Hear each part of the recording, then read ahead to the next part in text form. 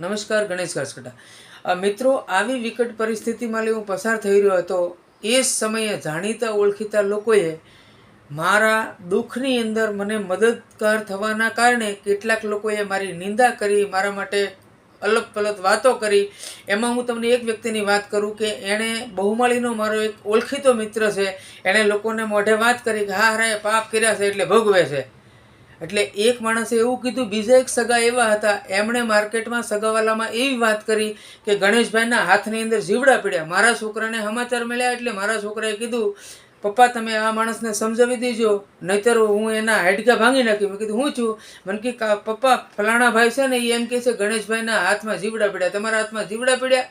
એટલે મેં દીકરાને કીધું, દીકરા તું શાંત થા, એ માણસનો સ્વભાવ જ એવો છે, એ મેન્યુફેક્ચરિંગ ફોલ્ટ છે અને એ માણસ જ આવું બોલી શકે, એ સિવાય બીજું કોઈ આવું માણસ ન બોલે. ઓકે, તો આવું પણ મેં જોયું.